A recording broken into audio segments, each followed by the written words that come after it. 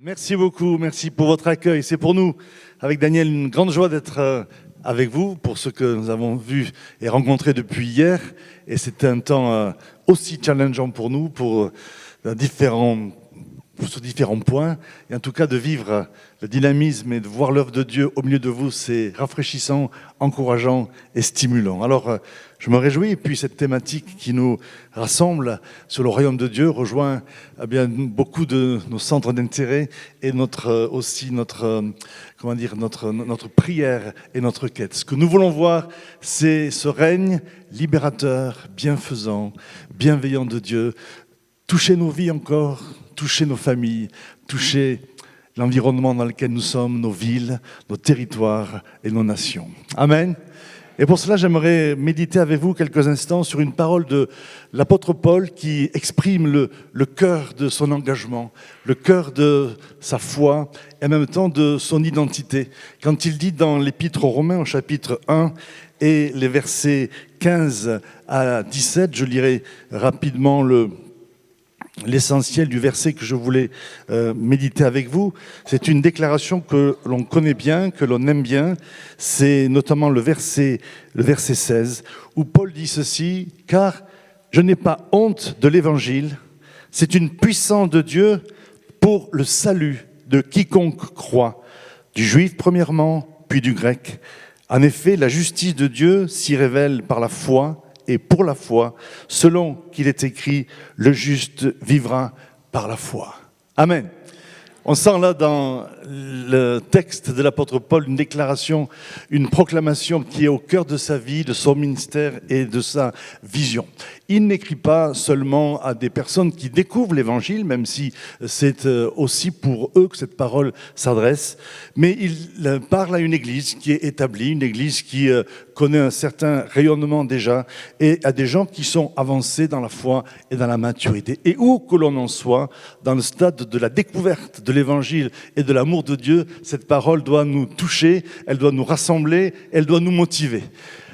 Je n'ai pas honte de l'évangile, c'est la puissance de Dieu pour le salut de quiconque croit. Et si on est ici, c'est parce qu'on a commencé ou que l'on désire ou que l'on a déjà vécu cette expérience de la puissance de Dieu qui vient transformer nos vies, nous toucher, nous bouleverser, non pas pour nous détruire, mais pour nous reconstruire, pour nous introduire dans la famille de Dieu, pour nous redonner une nouvelle identité, pour nous libérer de tous les jougs qui pouvaient peser sur nous et qui pouvaient empêcher l'épanouissement, la liberté et la vraie joie. La puissance de l'Évangile, nous voulons la voir encore et encore se manifester. Nous ne cesserons de prier pour que cet évangile continue de gagner du terrain. Dans ces premiers siècles où l'apôtre Paul vivait, le premier siècle de notre ère, cet évangile a bouleversé des cités entières, des villes, des territoires, des pays, des nations, toutes les sphères de la société. Et ce que nous voulons voir aujourd'hui dans cette dynamique du royaume de Dieu, c'est précisément cette même bonne nouvelle de l'amour de Dieu, l'évangile, pénétrer toutes les sphères de la société, aller dans toutes les couches de la société, dans tous les domaines dans lesquels nous pouvons connaître la peur, la crainte, on l'a chanté, l'échec, la culpabilité, la mort finalement, la destruction, pour voir tous ces domaines refleurir et retrouver la vie en abondance telle que Dieu l'a prévue pour les uns et les autres. C'est notre prière, que ton règne vienne, que l'évangile du royaume continue de gagner du terrain. Et pour ça, on a besoin de le vivre, de l'expérimenter et puis de le laisser encore, de le découvrir toujours plus. C'est ce que je vous propose pendant cet après-midi, pendant quelques instants. Comment encore et toujours mieux vivre et libérer cette puissance de l'évangile. L'évangile dans toute sa dimension, l'évangile dans toute sa capacité, dans tout son potentiel, dans tout cette espérance dont il est porteur. Comment le libérer, comment le vivre et comment le voir se répandre autour de nous en tant qu'Église, en tant que témoin, en tant que peuple de Dieu. Comment voir cette nation dans laquelle nous sommes transformés par la puissance de l'évangile. C'est notre prière, c'est notre vœu,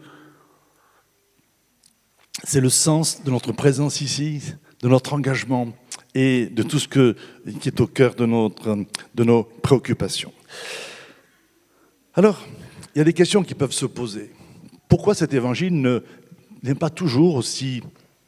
se manifeste pas toujours dans cette dimension de puissance telle que nous voudrions la voir? On peut penser c'est le manque de foi, c'est le manque de... Bon. Mais en fait, on s'aperçoit que pour que cet évangile déploie tout son potentiel, toutes ses promesses, il faut qu'il soit le fruit d'une révélation toujours renouvelée et rafraîchie dans nos vies. Déjà, du temps de l'apôtre Paul, l'évangile commençait à être déformé. Il commençait à être mélangé à d'autres choses. Et à ces croyants qui découvraient la bonne nouvelle de l'évangile, les Galates, par exemple, ils diraient « Mais qui vous a fasciné pour que vous vous détourniez de l'évangile ?» Cette parole m'a interpellé parce que je me dis que finalement, pour nous tous, où que l'on en soit, on peut avoir une vision déformée de l'évangile qui finalement ne lui permet pas de se déployer dans sa puissance et dans tout son potentiel. Et c'est peut-être bon parfois de se dire « Seigneur, donne-moi une nouvelle révélation de qui tu es. » L'Église a besoin, nous avons besoin d'une nouvelle révélation et de Christ et de l'Évangile. Non pas d'un évangile partiel, d'un évangile qui est finalement adapté à qui s'enferme dans nos traditions et dans nos habitudes, mais d'un évangile qui contient tout le potentiel de la puissance et de la grâce de Dieu. Par exemple, du temps de l'apôtre Paul, il y avait des croyants, je pense aux Galates, pour ceux qui connaissent l'histoire, qui mélangeaient à l'évangile que l'on reçoit par la foi, cet évangile que l'on reçoit simplement comme un cadeau de Dieu. Ils voulaient mélanger des œuvres, mélanger des observations de la loi, des rites religieux dans lesquels ils avaient été élevés, pensant qu'il fallait maintenir les deux. C'est ce qu'on appelle le légalisme, pour ceux qui connaissent cette réalité. Et puis, du coup, finalement, l'évangile n'avait plus la même puissance. Et il était à nouveau enfermé dans une forme de tradition et de religion qui n'était plus porteur de vie et qui n'était plus porteur d'espérance. C'était au début de l'histoire de l'Église. Je me dis que depuis, on a pu, nous aussi, les uns et les autres, nous fabriquer des évangiles ou hériter d'évangiles qui ne sont pas toujours dans la dimension du projet de Dieu. Dans notre temps aujourd'hui, eh bien, finalement, l'évangile que nous entendons, que nous voyons, parfois que nous recevons de par les traditions dans lesquelles nous sommes élevés, éduqués, eh bien, devient une histoire un peu désuète, obsolète, qui n'a plus de pertinence pour notre vie, pour notre quotidien, et qui du coup devient quelque chose que l'on met de côté et dont on se détourne. C'est le cas de beaucoup de notre génération. Pourtant, l'évangile est connu, il est annoncé, et en même temps, il ne touche pas les vies telles qu'il voudrait le faire et les transformer. Alors, il est important qu'on soit dans une attitude qui consiste à dire « Seigneur, aujourd'hui, donne-moi une nouvelle révélation de qui tu es, une nouvelle révélation de Christ. » Et l'évangile, pour aller plus vite, pour avancer, l'évangile que le Seigneur est venu nous annoncer, c'est l'évangile justement du royaume de Dieu. C'est la bonne nouvelle du règne de Dieu. La bonne nouvelle du règne de Dieu dans le sens où le Christ est venu pour nous libérer de toutes les oppressions, de toutes les tyrannies dans lesquelles le péché, les ténèbres voulaient nous enfermer et pour nous amener dans une pleine liberté et un plein épanouissement. L'évangile du royaume de Dieu. C'est pas l'évangile du Jésus répond à tes besoins, même si Jésus veut répondre à nos besoins. Mais parfois, on se construit comme ça un évangile qui, finalement, tout en étant partiellement juste, ne recouvre pas tout ce que Dieu veut faire.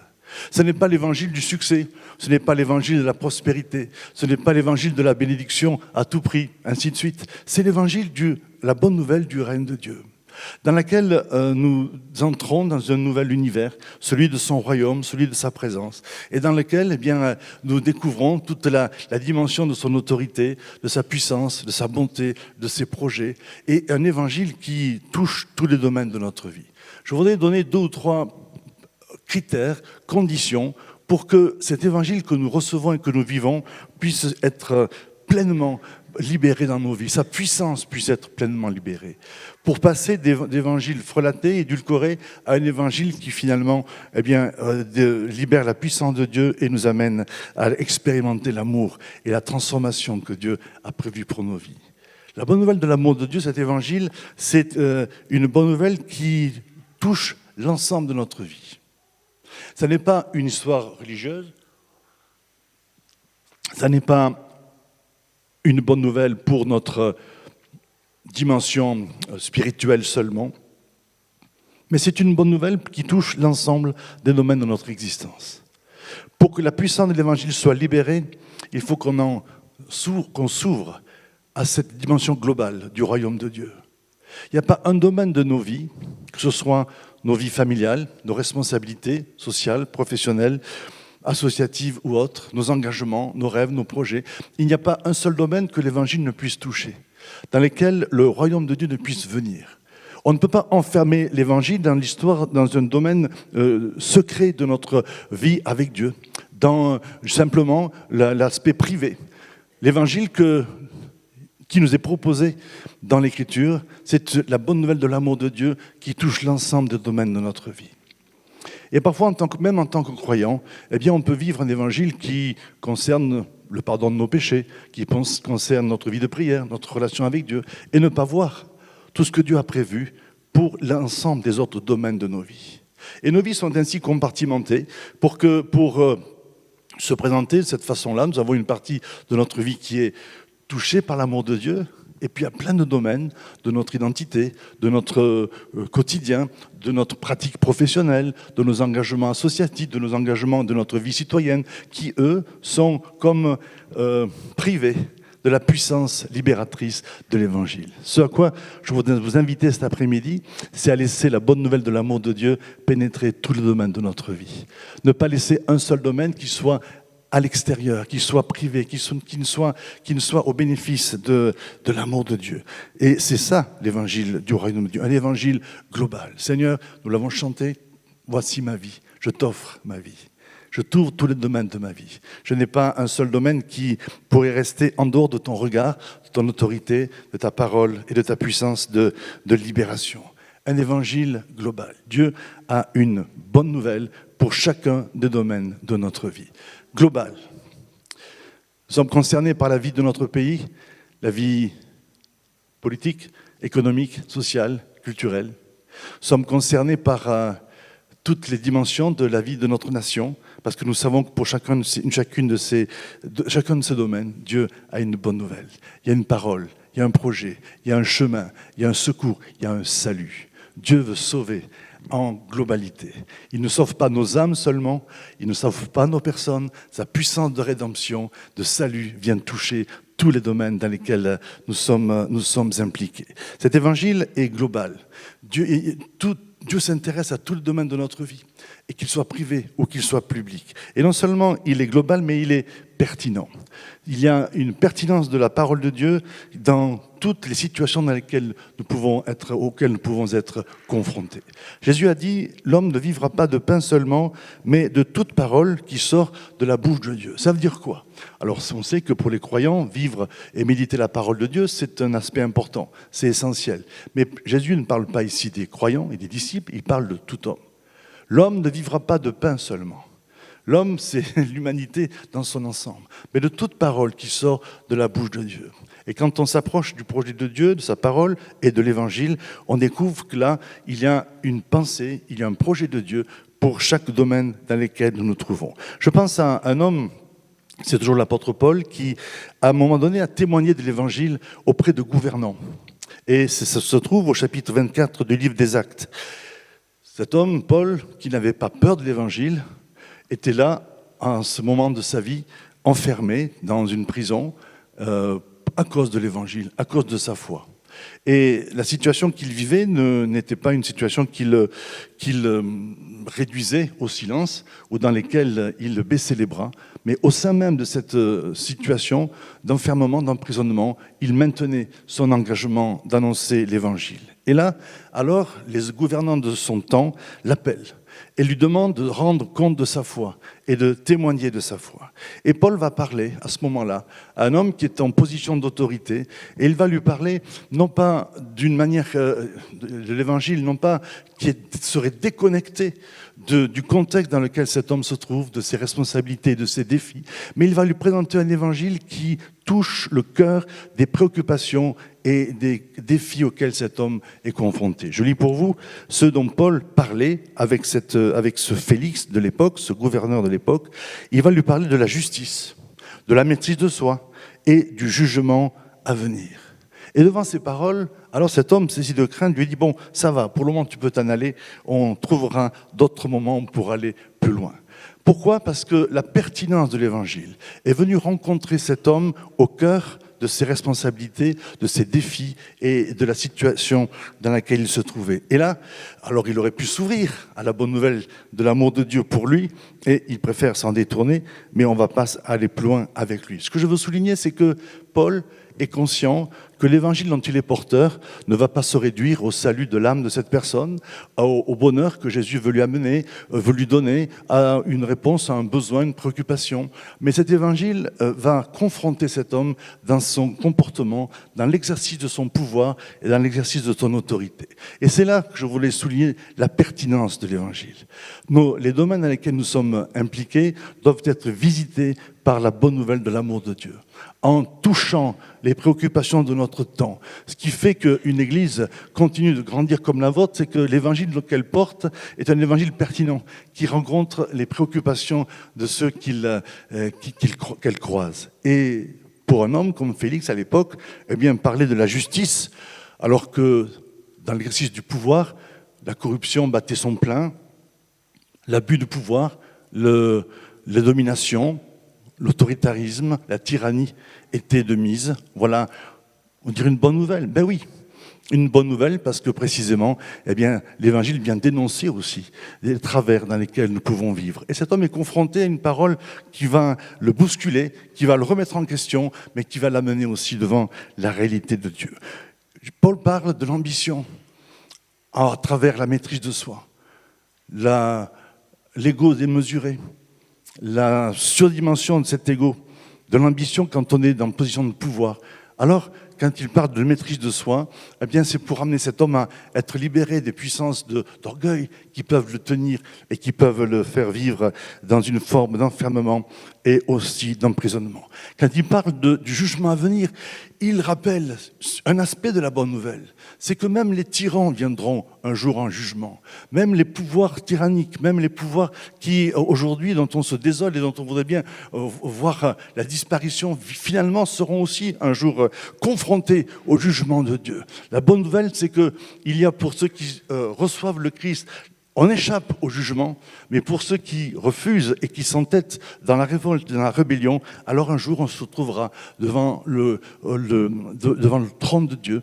Et ce jugement à venir, eh bien, devait appeler la repentance chez cette personne. Je ne vais pas aller plus loin dans la façon dont cet homme, Paul, va annoncer l'évangile. Je voulais juste souligner la pertinence de son témoignage. Quand on connaît la puissance de l'évangile, on doit être à l'affût de ce que notre génération recherche, des questions qui la préoccupent, des problèmes qui peuvent tarauder le cœur de nos concitoyens pour leur apporter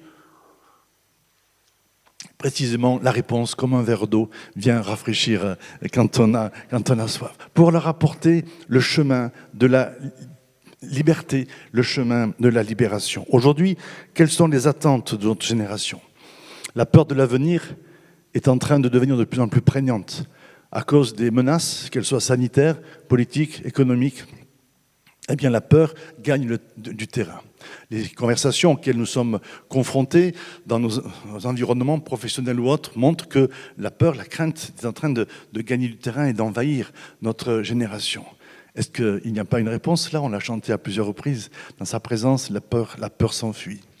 Ce n'est pas une bonne nouvelle passagère. Ce n'est pas quelque chose qui apporte un peu qui apaise momentanément, de manière éphémère, la tension dans laquelle nous pouvons nous trouver. C'est une parole libératrice. C'est la puissance de l'Évangile. Nous avons une parole pertinente pour ceux qui sont dans la peur et dans la crainte. Parce que le Christ est venu pour nous libérer de cela. La crainte, c'est le signe de le fait d'être éloigné de Dieu. C'est le signe de fait de ne pas être enfant de Dieu. Les enfants de Dieu échappent à la crainte parce qu'ils deviennent ces enfants qui jouissent de la présence de Dieu. Donc, il y a quelque temps, dans ces moments de confinement, j'écoutais le conseil à la radio de psychologues à qui on demandait mais comment échapper à la crainte environnante dans laquelle on est. Et cette psychologue répondit ceci, eh bien il suffit de se concentrer sur le moment présent et de ne pas se projeter dans l'avenir pour vivre le moment présent paisiblement. Je me suis dit, ben ça c'est bien, mais il y a 2000 ans, quelqu'un a dit ça. Hein. À chaque jour suffit sa peine, ça vous rappelle quelque chose ? Et c'est étonnant de voir que cette parole-là, on l'oublie un petit peu. Oh, bien sûr, on emploie souvent l'expression carpe diem pour... voilà. Mais en fait, on a là un aspect de la bonne nouvelle qui libère une puissance de transformation. Notre génération vit dans la peur pour des raisons justifiées, mais la connaissance de l'évangile de l'amour de Dieu, c'est la possibilité d'échapper à la tyrannie de la peur, de la destruction. Et nous avons une parole pour cela. Il y a une puissance de libération par rapport à la peur ambiante dans laquelle nous nous trouvons. Votre Père sait de quoi vous avez besoin. À chaque jour suffit sa peine. On n'est pas là pour se projeter dans l'avenir avec anxiété, mais pour au contraire vivre le moment présent dans la confiance que le Père connaît ce dont nous avons besoin. Et c'est une parole essentielle, une parole qui est un aspect de la bonne nouvelle de l'Évangile. Le fait que Dieu se préoccupe de nos vies matérielles, de nos vies dans leur globalité, et qu'il sait de quoi nous avons besoin. Et l'expérience de l'amour du Père nous conduit dans cette libération de la peur. C'est la puissance de l'Évangile qui libère. Nous voulons voir la puissance de l'Évangile libérer la peur. Je dis ça, mais parfois, on connaît l'Évangile, on est sauvé, on est sûr d'aller au ciel, mais on n'échappe pas toujours à la peur. Et la crainte et l'anxiété peuvent gagner du terrain, même parmi les chrétiens, même parmi les croyants, dans un contexte social et politique environnant qui est tellement sombre, tellement insécure, tellement incertain. La bonne nouvelle de l'Évangile, c'est laisser cette puissance libératrice de Dieu venir toucher ces domaines comme la peur de l'avenir et puis nous en libérer, nous faire entrer dans la sécurité des enfants de Dieu. La mort et l'au-delà aujourd'hui, c'est une préoccupation majeure dans notre génération. Les épidémies que nous avons connues ont fait de la mort un sujet préoccupant et font revenir au devant de la scène la peur qui tenaille notre génération face à l'inconnu de la mort. Face à la mort, nous avons une bonne nouvelle. Non pas une bonne nouvelle comme cela, superficielle, mais une bonne nouvelle fondamentale, radicale, qui nous libère de la peur de la mort, qui nous libère de la pression, de la peur de l'au-delà. Parce que nous savons que le Christ a vaincu la mort. Nous savons qu'il y a une espérance pour ceux qui croient en Christ. Et nous pouvons affronter les moments de deuil et de mort, non plus dans la défaite, non plus dans l'oppression, non plus dans une sorte de destruction intérieure, mais avec courage, avec sérénité, même si, bien sûr, la mort peut apporter son lot de deuil et de séparation. Nous avons une espérance qu'au-delà de la mort physique, il y a la vie éternelle dans laquelle le Seigneur veut nous entraîner. Et nous avons parlé hier de l'espérance de la résurrection. Aujourd'hui, les gens sont dans l'inconnu, dans l'incertitude à cause de l'inconnu de la mort, dans la peur. Est-ce qu'on n'a pas là une bonne nouvelle à apporter du fait que nous savons où nous allons, nous savons ce qui nous attend, on ne sait pas comment, on ne sait pas tout décrire, on ne maîtrise pas tout, mais on sait qu'il y a une espérance au-delà de la vie terrestre dans la présence de Dieu.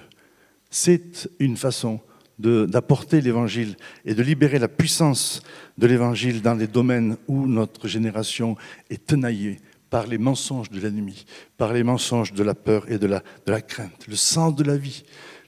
Beaucoup de gens cherchent une direction. J'étais perdu, tu m'as sauvé, nous l'avons chanté. Et des fois, les croyants ne savent même pas de quoi ils ont été sauvés. Parfois, on est croyant, on est sauvé, et j'ai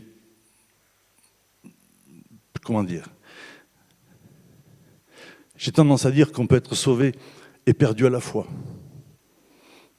Parce qu'on peut être sauvé dans le sens qu'on va au ciel, de l'assurance du salut, mais perdu dans le sens de notre vie aujourd'hui.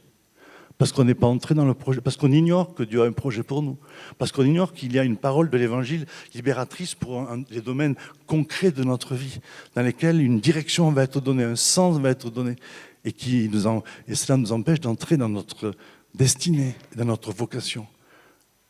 Quand Jésus dit de la foule qui l'entourait qu'elle est fatiguée et lassée, comme des brebis qui n'ont pas de berger, et quand il ajoute « Venez à moi, vous tous qui êtes fatigués et chargés », Il ne parle pas de la fatigue due à une surcharge de travail ou de stress seulement. Il parle de la fatigue et de la pression, du stress que produit le fait de ne pas savoir où on va, de ne pas savoir pourquoi on vit, de ne pas avoir de but, de ne pas être entré dans sa destinée, de ne pas être réconcilié avec Dieu et d'être racheté par l'amour de Dieu pour devenir un enfant bien-aimé qui vit dans sa présence et à qui le Seigneur donne un sens et une vocation pour toujours. Aujourd'hui, beaucoup de gens changent de métier ou cherchent une autre orientation professionnelle, précisément parce qu'ils cherchent, sont en quête de sens. L'évangile, être sauvé, c'est retrouver le sens de sa vie, c'est retrouver une raison de vivre, une raison profonde, pas simplement même momentanée, terrestre, mais une raison éternelle de vivre. On a un évangile qui doit toucher ces questions-là. L'évangile touche tout le domaine de notre vie et du coup, c'est un évangile pertinent dans lequel on peut avancer avec sécurité, en étant nourri de la vérité, de la parole. Et en terminant, parce que l'évangile est global, parce que l'évangile est pertinent, alors c'est un évangile de transformation. Je n'ai pas honte de l'évangile, c'est la puissance de Dieu pour le salut. L'évangile que nous annonçons et que nous voulons vivre, c'est un évangile qui transforme, qui change le quotidien, qui change nos caractères, qui change notre façon de vivre. Et nous devons nous attendre à ce que cet évangile dont nous sommes porteurs change les environnements dans lesquels nous nous trouvons. Pourquoi l'évangile n'a pas plus d'impact dans la société dans laquelle nous sommes ? Parce que nous l'enfermons dans une réalité intérieure, privée, secrète de notre relation avec Dieu, sans nous attendre à ce que ce même évangile transforme les environnements dans lesquels nous nous trouvons. On ne peut pas imaginer vivre la puissance de l'évangile, ou en tout cas prétendre la vivre, sans s'attendre à ce que cet évangile transforme la nation dans laquelle nous nous trouvons. Je ne parle pas d'un évangile qui prendrait le pouvoir et s'imposerait à nos concitoyens d'une manière ou d'une autre, sur le plan religieux, politique ou autre, mais d'un évangile qui va, au contraire, amener une transformation. Moi, ce par quoi je aimerais terminer, c'est que cet évangile du royaume que nous vivons, dont nous voulons voir la puissance être libérée, nous puissions nous attendre à ce qu'il transforme non seulement nos vies personnelles, mais chacun des domaines de notre vie et les environnements dans lesquels nous nous trouvons. L'apôtre Paul dit aux Philippiens, « Mettez votre salut en action ». Mettez votre salut en action. Philippiens chapitre 2, verset 12. Mettez votre salut en action. Mettez l'évangile en action. Mettez la bonne nouvelle de l'amour de Dieu en action. Laissez-la pénétrer tous les domaines de notre vie. L'évangile doit toucher nos responsabilités. En tant que mari, en tant que père, en tant que grand-père, maintenant, je dois laisser l'évangile transformer le rôle qui m'est donné. Transformer ma relation, transformer mes responsabilités. En tant que professionnel, je dois laisser l'évangile transformer ma pratique professionnelle. Je pense que vous y avez déjà pensé et que vous y réfléchissez. En quoi est-ce que l'évangile fait une différence dans ma position de manager, d'employé, et vous pouvez allonger la liste. En quoi ça fait une différence ? Est-ce que j'ai de l'espoir pour le lieu de travail dans lequel je suis ? Est-ce que j'ai de l'espoir de voir l'évangile transformer non seulement mon être intérieur, me donner le bonheur auquel j'aspire, mais aussi transformer mes relations et ainsi transformer le climat dans lequel je me trouve. On est dans un temps dans lequel le climat social est plus que perturbé, plus qu'inquiétant. Les croyants qui sont porteurs de la bonne nouvelle de l'évangile sont des éléments de paix, des éléments de justice aussi, et parce qu'ils s'attendent à ce que l'évangile entre en action dans leur environnement immédiat, alors ils sont des ferments de vie. Il y a une promesse pour être un artisan de paix là où nous nous trouvons. Est-ce que l'évangile a accès à ma vie professionnelle ? Est-ce que je m'attends à ce que demain c'est lundi, bonne nouvelle pour les uns parce qu'ils sont peut-être de repos, d'autres c'est le jour de la reprise. Est-ce que demain, l'évangile que je vis va avoir un impact sur ma façon de pratiquer ma vie professionnelle, sur l'espérance que j'ai pour le changement de climat de la sphère dans laquelle je suis ? L'évangile est pertinent, je l'ai déjà dit, et nous apporte tellement d'enseignements, tellement de pistes pour ceux qui sont dans l'exercice du pouvoir, pour ceux qui sont en position d'autorité, L'évangile transforme en profondeur la pratique de la responsabilité, en évacuant tout ce qui est contrôle, tout ce qui est abus, tout ce qui est autoritarisme, et en faisant de la responsabilité à quelque niveau que ce soit, dans la famille, dans l'église ou dans le travail, en faisant de la responsabilité une opportunité de service, une opportunité de faire grandir, d'apporter la vie, d'apporter la sécurité et d'apporter la confiance. Est-ce que la puissance de l'Évangile a transformé ma pratique de ma responsabilité? Est-ce que le salut est entré dans ce domaine de ma vie? Si oui, alors il va se passer des changements. Je dois m'attendre à ce qu'il y ait un changement. Est-ce qu'il y a quelqu'un ici qui n'a plus d'espoir pour son lieu de travail? Qui serait là environné d'une atmosphère sombre, lourde, dans laquelle on se dit, mais qu'est-ce qui va se passer? Eh bien, j'ai une bonne nouvelle, c'est la puissance de l'Évangile. N'ayez pas honte de la puissance de l'Évangile pour voir l'environnement dans lequel vous êtes être passer des ténèbres à la lumière, passer des tensions de la rivalité à l'amour, au pardon, à la justice. Le royaume de Dieu, c'est la justice, la paix et la joie par le Saint-Esprit. C'est un évangile de transformation. Partout, nous sommes appelés à vivre et à rayonner de cet évangile. Alors, la justice vient se mettre en place. Des relations justes. Ah là là, vaste sujet, à tous les niveaux. Pas des relations dans lesquelles je me fais justice, des relations justes dans le sens où je suis au service, dans l'amour, dans le pardon, dans la réconciliation. Et quand la justice s'établit dans les relations humaines, professionnelles, familiales, alors il y a un climat de paix qui s'installe. La paix à laquelle tout le monde aspire, ce n'est pas un vague sentiment comme ça d'apaisement momentané, c'est dû à la pratique de la justice. L'évangile auquel je crois, c'est l'évangile qui m'amène à vivre la justice dans mon environnement immédiat. Et parce que cette justice, ces justes rapports les uns avec les autres, fondés sur l'amour, vont apporter la paix, alors le climat va changer. Les ténèbres vont céder la place à la lumière, à la vie. Et quand la paix s'installe, alors la joie jaillit, elle germe. La paix, la légèreté, donc pas au sens de légèreté au sens moral, mais la légèreté au sens d'une atmosphère transformée. Je suis en ce moment impliqué dans la présidence d'une association d'une 50aine de salariés dans laquelle un climat de tension, de rivalité, de mécontentement, de mal-être profond était en train de détruire, que un tel climat était en train de détruire. Les risques psychosociaux avaient été évoqués pour les salariés et nous étions alertés par la médecine du travail.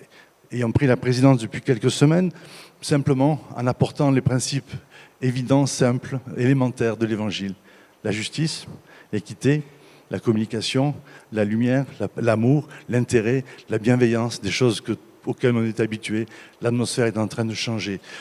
Tout n'est pas gagné, le combat est long, mais n'empêche que l'atmosphère est en train de changer. Et la puissance de transformation de l'Évangile est en train de se manifester au milieu de gens qui ne connaissent pas l'Évangile, dont certains sont hostiles à l'Évangile, dont certains n'ont aucune idée de ce qu'est l'Évangile, mais ils en bénéficient parce que l'Évangile, c'est la puissance de Dieu pour le salut de quiconque croit. Nous sommes, ce que je dis là, c'est ce que beaucoup d'entre vous vivent déjà. Je voulais insister sur cette notion d'un évangile dont la puissance est libérée, parce que nous avons une vision globale, parce que nous sommes dans une recherche de la pertinence de l'évangile et parce que nous nous attendons à la transformation que peut amener l'évangile dans nos vies et à travers nos vies. Vous voulez voir cela ? Quand nous prions que ton règne vienne, c'est de cela dont nous parlons, n'est-ce pas? C'est de voir la puissance de l'Évangile libérée et amener ces transformations pour le salut, pour la joie, pour la guérison, pour la libération et pour que notre génération connaisse enfin la plénitude de l'amour de Dieu.